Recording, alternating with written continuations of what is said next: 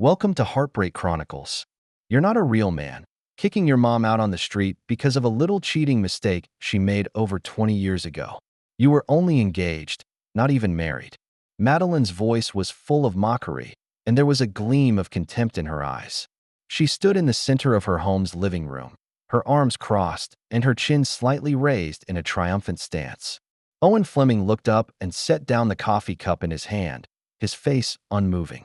For the first time in 24 years, he really looked at the girl standing in front of him. She had dark brown eyes that were very different from his, high cheekbones in profile, and the kind of irritable personality that he had never possessed.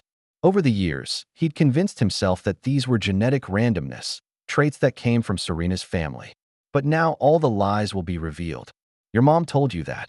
Owen asked calmly, not a waver in his voice. She called me last night, crying and gasping for air. She's living in a modest apartment while you're making yourself at home in this mansion, just because she made a mistake during your engagement. Owen stands up and walks towards the den. Madeline followed him and continued her accusations. Do you realize how much she sacrificed for you? She could have pursued her artistic dreams, but she chose to support your career. Madeline's voice trailed off as Owen removed an envelope from a drawer. He turned to face her with a determination and calmness in his eyes that he had never seen before. You have 30 minutes to pack your things. Owen handed her the envelope containing the DNA test results and a note with an address. Confused, Madeline took the envelope and flipped through the papers, her face instantly turning pale. What does that mean? Her voice suddenly became small. It means I'm not your father, Madeline. Never was. This is the address of your real father, Vince Morrow, in Vancouver. Your mom didn't just make a mistake during our engagement. She lied to me for 21 years and made me raise another man's child. Owen's voice was awfully calm. The clock is ticking, 29 minutes. Vancouver, Canada, 22 years ago. Owen Fleming never believed in love at first sight until he met Serena Walsh at the Vancouver Art Show. It was a rainy day and Owen had planned to visit a friend, but a sudden downpour forced him to take shelter in the nearest building, a small art gallery. His gaze traveled across the packed showroom and landed on a woman standing in the corner. She had red hair like fire and wore a simple black dress as she intently admired the paintings on the wall. For some reason, her side profile struck Owen with an inexplicable attraction. At the time, Owen was a safety engineer for a Vancouver oil company with a steady but tedious job. His life is as routine as it is programmed. He wakes up at 7 a.m., arrives at the office at 8:30 a.m., leaves work at 5 p.m. sharp, and spends his evenings in his apartment reading or watching movies. His friends joke that his life feels like it runs according to the safety manual. Everything is under control and there is no risk. Do you like the painting? Owen asked as he worked up the courage to walk over to Serena and point to the abstract paintings on the wall. Serena turned her head and gave a bright smile. Honestly, I don't know much about this modern art. I was just hiding from the rain. She answered honestly. The two looked at each other and smiled as if they had found a kindred spirit. From that moment on, Owen's regular life is shattered. He and Serena exchanged phone numbers and asked her out to dinner the next day. A week later, they were seeing each other almost every day. 3 months later, Owen said, "I love you," to a woman for the first time. Serena works as a freelance art consultant, finding and recommending artwork for private collectors. She loves art, but is not talented enough to be an artist. She appreciates beauty, but does not have enough capital to be a collector. Her job brought her into contact with a variety of figures in the art world, but the income was not steady. In contrast to Owen's regular life, hers is full of uncertainty and improvisation. Perhaps it was this complementarity that attracted them to each other. For Owen, Serena brings the color and passion that was missing from his life. For Serena, Owen represents security and stability. A year later, Owen proposed to Serena, and she gladly accepted. They planned to get married in 6 months to give each other enough time to organize everything. Owen's parents flew from Toronto to Vancouver to meet their future daughter-in-law. Serena's parents have been dead for many years, and she doesn't have much family but a sister in Montreal. After getting engaged, Owen accepted a temporary project at the company's oil site in Alberta that required him to leave Vancouver for 3 months. This is a rare opportunity for advancement at almost twice the salary. Despite Serena's expressions of understanding, Owen could sense her reluctance. "It's just 3 months, honey." Owen reassured her. "When I get back, we'll get married and try to save up for a house together. I know it's important for your career." Serena smiled, but there was a flash of unease in her eyes. "It's just that I'm going to miss you so much." After Owen left, they spoke on the phone every day, but the frequency of the calls gradually decreased as the stress of the job increased. Sometimes Owen is too tired to do more than text goodnight. Sometimes Serena is too busy with an important client to talk for long. Distance does create a divide, but Owen never doubts their bond. Until that fateful night. Vince Morrow is a rising star in the Vancouver art scene, and his installations are beginning to be exhibited across North America. When his work came to the attention of an important collector, Serena acted as an intermediary in the transaction. Vince invites her to celebrate a successful deal, and a glass of champagne turns into two, then a whole bottle. That night, Serena made the biggest mistake of her life. Maybe it's the alcohol, maybe it's the loneliness of Owen's long absence, or maybe it's being attracted to Vince's artistic talent and charisma that she betrays him. Early the next morning, she left Vince's apartment with a great deal of guilt and shame, vowing that it was just a mistake that would never happen again. However, fate had its way.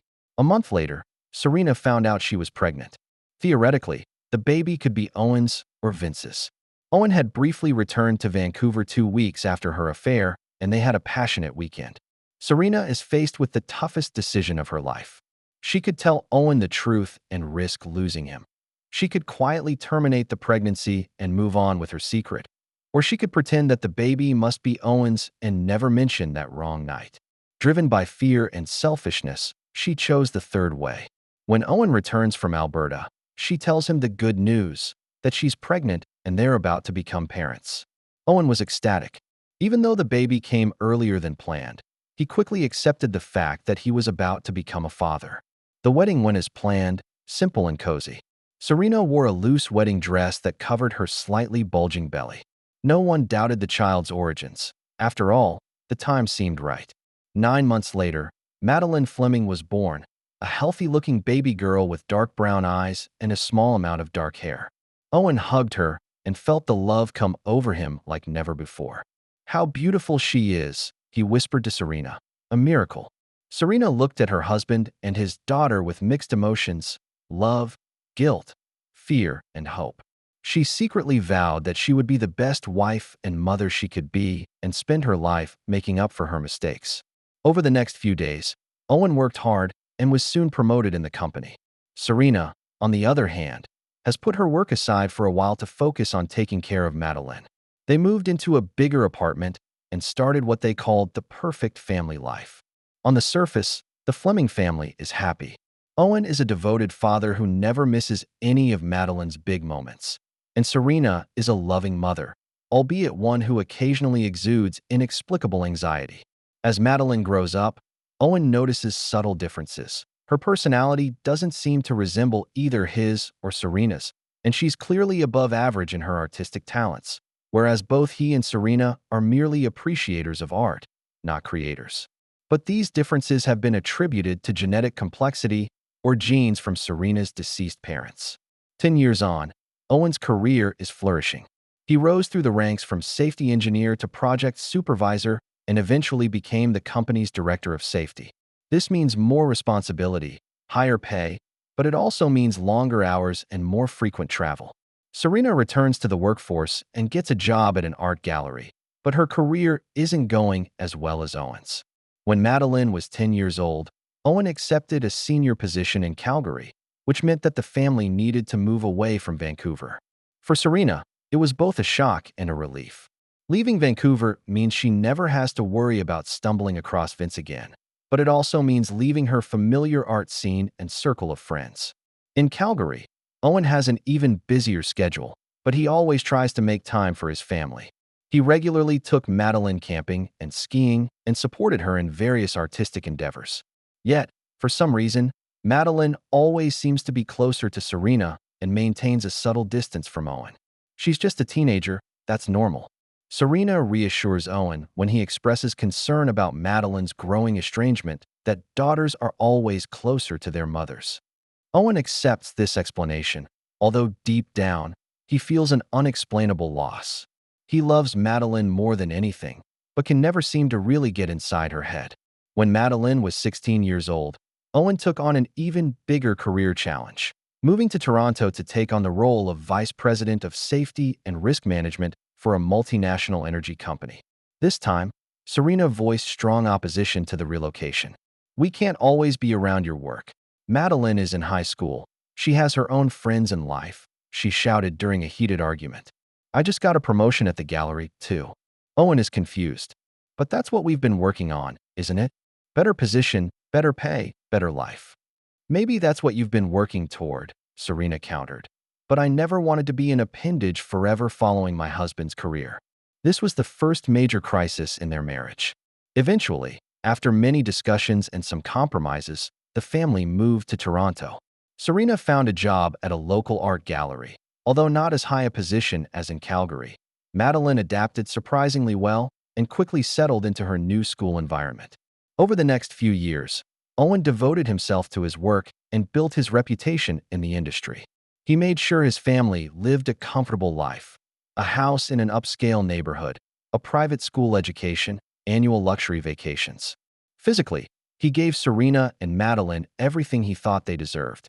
Emotionally, however, the family connection seems to be getting weaker. Madeline was accepted into a prestigious art school in Vancouver at the age of 18, which meant she would be returning to the city of her birth. Owen is worried about her living on her own, but Serena firmly supports her daughter's decision. "She needs to pursue her dreams," Serena said, "just like you pursue yours." Owen had to admit it. He financed Madeline's tuition and living expenses and helped her find a safe apartment in Vancouver. Despite the distance, he tries to fly to Vancouver once a month to visit her. However, each time they meet, Madeline seems to become more independent and distant. During Madeline's second year away from home, cracks begin to become evident in Owen and Serena's marriage. Without their daughter as a link, they realize they don't have much in common with each other anymore. While Owen immerses himself in his work, Serena throws herself into her social circle and art activities. They began to live parallel lives, living under the same roof, but as if they were two strangers. When Madeline's 21st birthday rolled around, Owen and Serena flew to Vancouver together to celebrate. On the surface, it's a pleasant family reunion, but Owen can sense his wife's unease. She seemed particularly nervous, especially when Madeline mentioned that she planned to stay in Vancouver, China after graduation. "There are a lot of opportunities there," Madeline exclaims, "and I think Vancouver is a better fit for my artistic style." Serena forced a smile and changed the subject. Later, in the hotel room, Owen asks her why she's so against Madeline staying in Vancouver. "I just think she's too young to be ready to live on her own," Serena replied, avoiding Owen's gaze. "There's a great art scene in Toronto, too." Owen doesn't press the issue, but he does notice Serena's unusual behavior. Intuition told him that something was not right here. Back in Toronto, Owen begins to notice more unusual signs. Serena becomes distracted and stares at her phone from time to time. She began to travel frequently, claiming it was for work, but when she returned, she rarely talked about what she was doing. Most suspiciously, she began setting passwords for her social media accounts, something unprecedented in their marriage. However, the revelation of the truth comes from a completely unexpected direction. During Madeline's junior year, she contracted severe pneumonia and needed a blood transfusion to treat it. Owen immediately flew to Vancouver to donate blood. However, hospital tests showed that Owen's blood type was incompatible with Madeline. As a security expert accustomed to analyzing data, Owen immediately recognized what this meant. "Is it possible that there's been a mistake?" he asked the doctor, trying to stay calm. "We'll check again," the doctor replied, "but blood tests are rarely wrong." A second test confirmed the results. According to the basic rules of blood group inheritance, Owen cannot be Madeline's biological father. Owen didn't immediately question Serena. Instead, he kept quiet and stayed with Madeline through her illness, making sure she got the best treatment possible. Once he was sure she was recovering well, he returned to Toronto and began his own investigation. First, he took a private DNA test to confirm his suspicions. He then begins to look back at his history with Serena and tries to find out the truth. Through careful analysis and the help of some private investigators, he zeroes in on the suspect, Vince Morrow, a little-known artist in Vancouver who happened to have done business with Serena during the time before she became pregnant. Owen checked out Vince's social media accounts and found some striking similarities. Vince and Madeline have the same dark brown eyes, the same high cheekbones, and even the same way of smiling. Most shockingly, Vince is also a talented artist, which explains where Madeline inherited her artistic talent from. Over the next few months, Owen secretly flies to Vancouver to follow Vince's life under the guise of work. He discovers that Vince still lives in Vancouver, runs a successful art studio, has never married, and has no known children. More conclusive evidence comes in the form of a sample of Vince's DNA that Owen surreptitiously obtains from his discarded coffee cup, which is compared to Madeline's medical records and confirms the paternity. With all the evidence in hand, Owen begins to plan his next move. Instead of exposing Serena immediately, he patiently waits for the perfect moment. He organizes the evidence, including the DNA test results and Vince's personal information, and places it in an envelope, waiting for a twist of fate. That moment finally came when Madeline returned to Toronto for Christmas. Madeline stood in the center of the living room, DNA test report clutched in her hand, her face as pale as paper. Her eyes scanned the data on the document back and forth, trying to make sense of the numbers and percentages. But the truth is clearly out there. Owen Fleming, the man she calls her father, is not related to her in any way. This can't be. Her voice was almost a whisper. Mommy wouldn't do such a thing. Owen sits back down on the couch and takes a sip from his coffee cup, his expression frighteningly calm. You've got 28 minutes, Madeline. Or should I call you Madeline Morrow? That's more factual. You're lying. Madeline burst out, slamming the file to the floor. This has to be a fake. You faked all this because you couldn't accept the fact that your mom left you. Instead of raising his voice, Owen just took his cell phone out of his pocket and opened a video file. This was recorded last month. I think you should see it. Serena's face appears on the screen as she sits in a cafe across from a man Madeline has never seen before. The video has no sound, but you can clearly see them talking intimately, fingers touching from time to time. Then, the most shocking scene of all, Serena leaned forward and exchanged a long kiss with the man. That's Vince Morrow, Owen explained calmly. Your real father. Your mom flew to Vancouver last month to see him, not for some art show, but to renew an old relationship. Madeline sat paralyzed, tears blurring her vision. Her world collapsed in a flash.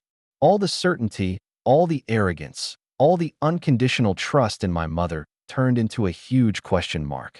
Why are you telling me now? She shuddered and asked. Why did you wait so many years? Owen put down his cell phone, a flash of betrayed pain in his eyes. I only found out the truth 6 months ago when the hospital told me our blood types were incompatible. I was going to wait until you graduated from college to deal with this and give you a carefree student life. But when you stood here today and accused me of your mother's lies, I decided it was time to end the farce. He stood up and walked towards the window, looking out at the falling snowflakes. 21 years ago, I thought I had welcomed the greatest gift in my life, a daughter. I love you more than anything, Madeline. Every birthday, every show, every time you needed me, I was there. And your mother, not only did she deceive me, she made me fall in love with another man's child, costing me my heart, time, and money. Owen turned around with a determined look on his face. I have contacted an attorney and divorce proceedings have been initiated. I purchased this house before marriage and it legally belongs to me. Serena has moved out and she now lives in an apartment downtown. As for you, the choice is yours. You can pack up and leave and go to your real father or mother, or you can stay in the university dormitory and finish your studies, and I will continue to pay your tuition because I will do what I promised. But deceit and betrayal are no longer welcome in this home. Madeline got up from the ground, tears rolling down her cheeks. You're just going to abandon us. More than 20 years of family, and that's the end of it. I haven't abandoned anyone, Madeline. It is you who have abandoned honesty and loyalty. Owen's voice had a note of finality in it. 25 minutes. Madeline rushed upstairs to her room and began to pack her things haphazardly. Her cell phone rang, and it was Serena calling. She picked up the phone, her voice choking. Mom, he knows. He knows about you and that Vince. He knows he's not my real father. There was a gasp on the other end of the line, followed by a long silence. Eventually, Serena's voice came through, full of fear and remorse. "Oh God. Madeline, where are you? Are you okay? I was at home, and he gave me 30 minutes to pack up and leave. Mom, tell me it's not true. Tell me he's lying." There was another silence, then a deep sigh. "Honey, I can't say that's a lie, but I can explain." Madeline felt a wave of vertigo. Her mother is practically admitting it all. "So Vince really is my real father." "Yeah," Serena finally admitted, shame in her voice. "But it doesn't change anything, baby. I love you, and Owen loves you. It was just a mistake, one that happened long before you were born." "A mistake you've been hiding for 21 years. Madeline practically screamed.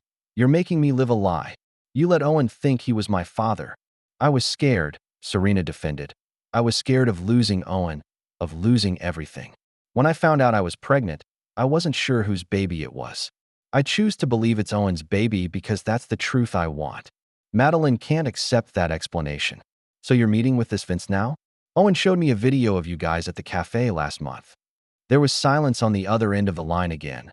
Then Serena's pained voice. "It's complicated, Madeline. My marriage to Owen has been an empty shell for years. When I saw Vince in Vancouver, all the feelings came flooding back." "Enough," Madeline interrupted her. "I don't want to hear the excuses. You ruined our family, Mom. I need time. I need to think." After hanging up the phone, Madeline collapsed on her bed, feeling more alone and lost than ever. Her identity, her past, everything she thought she knew was based on lies. She didn't know who to trust, much less where to go from here. Meanwhile, Owen stood at the living room window, watching the snowflakes slowly cover the yard. He felt a strange calmness, as if a weight that had been weighing on his heart for years had finally been lifted. He knew this peace would soon be replaced by pain, but at the moment, he felt nothing but relief. 30 minutes are up and Madeline is dragging her suitcase down the stairs. She stops in front of Owen, the makeup on her face blurred by tears. "I'm sorry," she said softly, words Owen had never expected. "I didn't know. I don't know what Mom did. I just believed everything she told me." Owen nodded, but didn't touch her. "I'm sorry too, Madeline. I had hoped to give you a complete family and a loving environment to grow up in." "You did it," Madeline choked out. "You've been a good father, no matter what the DNA test says. I need time. I understand." There was a hint of tenderness in Owen's voice, the first emotion he'd shown all day. "Where are you planning on going?" "I'll go to Mom's first," Madeline replied. "And then, I don't know, maybe go see Vince. I need to know the truth, the whole truth." Owen nods, then walks towards the study, pulling out an envelope and handing it to her. "Here's some money, enough to get you through the next few months. And my phone number and email if you need any help." Madeline took the envelope and the tears welled up again. "Why are you still helping me, after knowing all this?" Owen gave her a deep look. "Because the last 21 years are not a lie, Madeline. I do love you as my own, and that part is true. My anger and disappointment is directed at your mother's betrayal, not at your existence." Madeline tried to hug him, but Owen stepped back. "Give us some time," he said, "and maybe someday, when the wounds aren't so fresh, we can try to build some kind of relationship. But not now." Madeline nodded and dragged her suitcase out of the place she called home. The snow left her footprints, soon to be covered with fresh snow, just like the memories of the last 21 years. The next few weeks were a nightmare for everyone. Serena moves into a small apartment in downtown Toronto and loses not only her husband and daughter, but her social circle and reputation. When news of the divorce spreads, and the truth behind it is leaked by someone with an axe to grind, she finds herself with little ground to stand on in Toronto's art scene. One by one, her friends distanced themselves from her, and her job at the art gallery was terminated for personal reasons. Madeline is temporarily staying at her mother's apartment, but the tension is suffocating.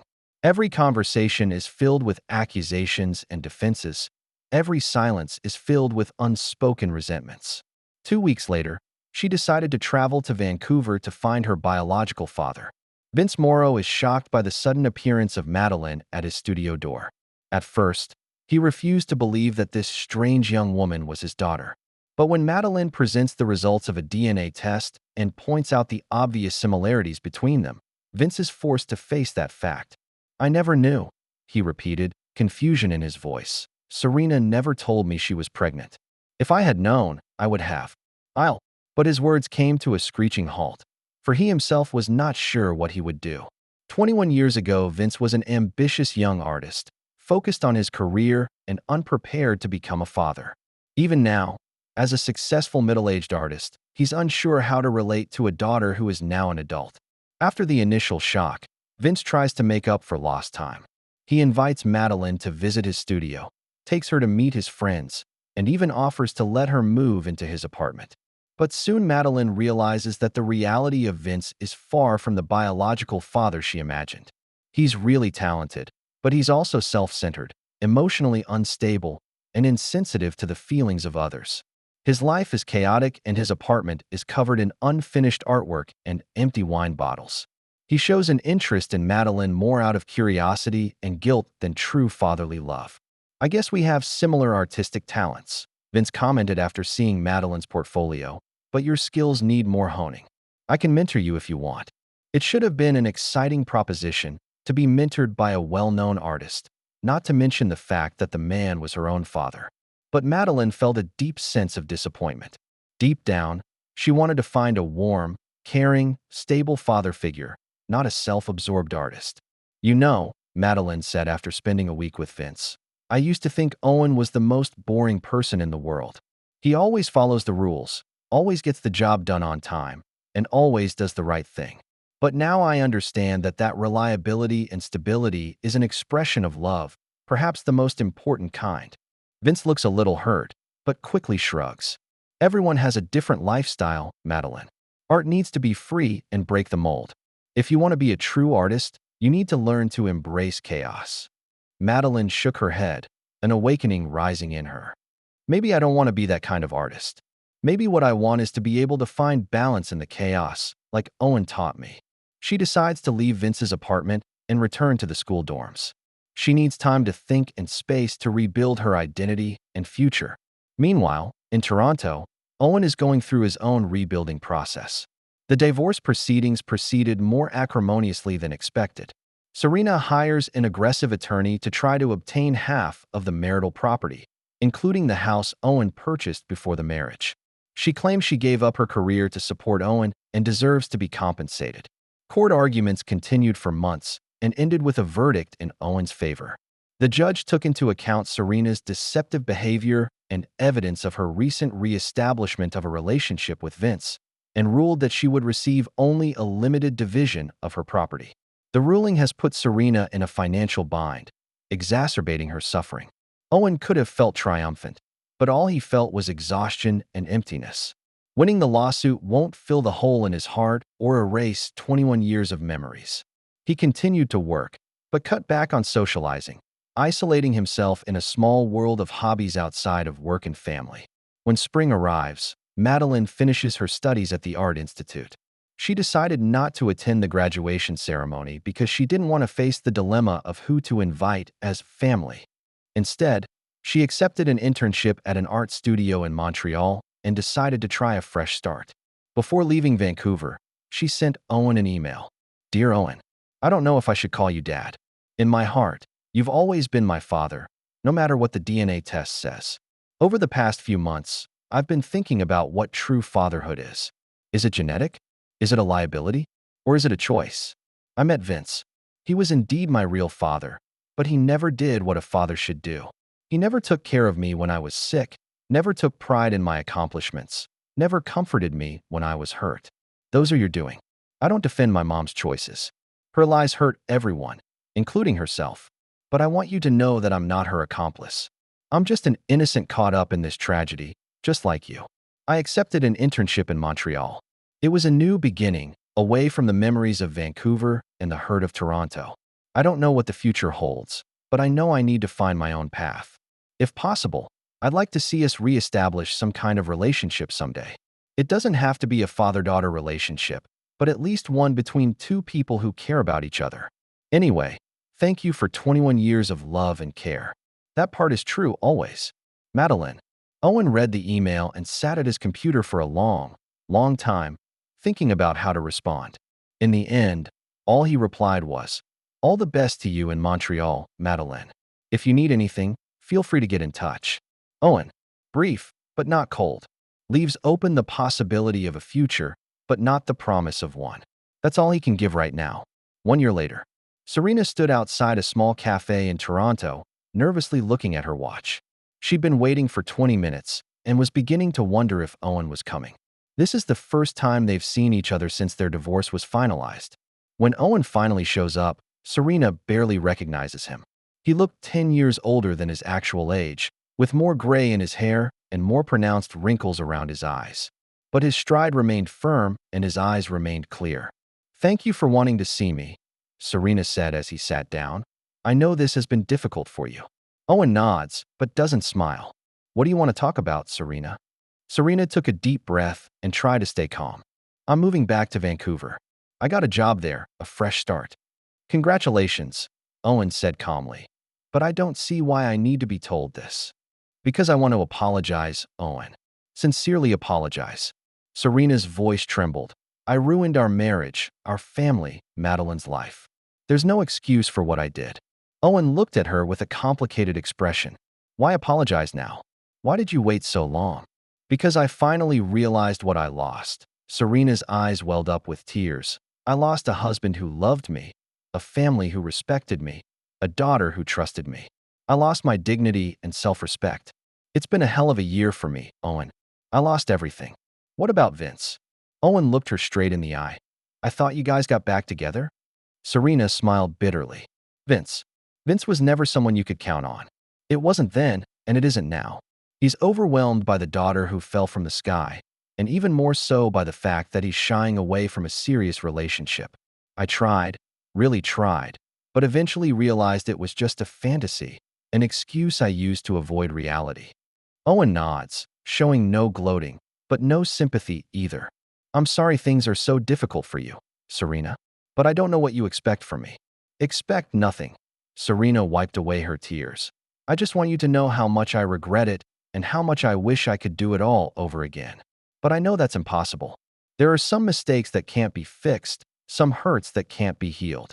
They lapsed into silence, with only the cafe's background music filling the void. Eventually, Owen spoke up. "Have you heard from Madeline?" Serena's expression brightened a bit. "Yes, she's doing well in Montreal. She's starting to get recognized for her artwork, and she even has a boyfriend, someone who seems to be very nice." "I know." Owen smiled slightly. "For the first time since the conversation began, she emails me occasionally. Not a lot of details, but enough to know she's doing well." Serena looks both surprised and relieved.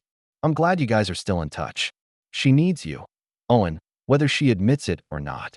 "We're all healing slowly," Owen replied, "in our own way." They talked for a while longer, mostly about Madeline, and then Owen looked at his watch. "I have to go. There's a meeting." As they stood up and prepared to leave, Serena worked up the courage to ask, "Owen, do you think you'll be able to forgive me someday?" Owen ponders for a moment, then gives an honest but brutal answer. "I don't know, Serena. Forgiveness takes time, and some betrayals may never be fully forgiven. But I don't hate you anymore, and that's a start." They said goodbye in front of the cafe, both knowing that this could be the last time they see each other. Serena stares at Owen's distant back and realizes that she has lost not just a marriage, but someone who could love her unconditionally, someone who maintained his dignity even in the face of the deepest betrayal. That same night, in a small apartment in Montreal, Madeline receives an email from Owen. Unlike the usual short replies, this one was a long email. "Dear Madeline, I saw your mother today. She told me she was moving back to Vancouver to start a new life. We talked a lot, mostly about you.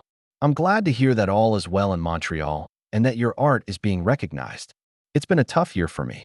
Rebuild your life, redefine yourself, and accept the paradoxical reality that the last 21 years have been both true and based on lies. Some days are tougher than others, but I'm moving forward. You asked me if it was possible to rebuild our relationship. I think yes, we can. Not as father and daughter in the biological sense, but as two people who had shared a life, two people who cared about each other. If you'd like, I'm planning a business trip to Montreal next month. Maybe we could meet and have dinner together? Just talking, looking at our lives now. No pressure, no expectations, just two people having a conversation around the dinner table. Whatever you decide, please know that I'm proud of you, Madeline. Not because of your accomplishments, impressive as those are, but because of the way you face life. You have the courage to seek the truth, face the pain, and move on. That takes real power. Looking forward to your reply. Owen. Tears blurred Madeline's vision as she read the email. She replied immediately. Dear Owen. Yes, I'd love to meet. Just tell me the time and place, and I'll be there. I missed you too. Madeline. Brief, but full of hope. Like the first rays of light before the break of dawn, faint but sure, it signaled the coming of a new day. Meanwhile, on the other side of Toronto, Serena sits alone in her small apartment and looks around. There are also photos on the walls of what were once happy times. Madeline's graduation, their family vacation pictures together, memories that seem so distant now. She picked up her cell phone and looked through her contacts, searching for someone to talk to. But the list was short, and most of her friends distanced themselves from her after learning the truth. Eventually, she put the phone down and realized she had to face this alone. Tomorrow, she will start packing her bags for the move back to Vancouver. There was no Owen waiting for her there, no Madeline to welcome her. Just a new job, a small apartment, and a future full of uncertainty. But perhaps, there is also the possibility of a fresh start there, a chance to learn to live in truth rather than lies. Serena walks towards the window and looks out at the city lights. 22 years ago, she made a decision, one based on fear and selfishness. The shadow of that decision followed her for 22 years, ultimately ruining her marriage, damaging her relationship with her daughter, and destroying the lives of 3 people. There are no perfect endings, no magic solutions. There is only truth and consequence and the courage to find a way forward through the rubble. For Serena, it's a profound lesson, one about honesty, loyalty, and the price of choice. Maybe someday she and Madeline could rebuild some sort of mother-daughter relationship. Maybe one day she would be able to forgive herself. But tonight, she'd just have to accept the mistakes she'd made and the loneliness those mistakes had brought. She closed the curtains and thought in the darkness. Somewhere in Toronto, Owen is probably doing the same thing. In Montreal, Madeline may be planning a reunion with Owen. And in Vancouver, Vince likely didn't think of them at all and went on with his self-centered life. For men, for paths, a web woven of lies, now finally unraveled. The cost of betrayal is high, far more than initially thought. But the truth, as painful as it is the only path that leads to true freedom. That's the end of today's story. For more captivating tales, hit subscribe and never miss an episode.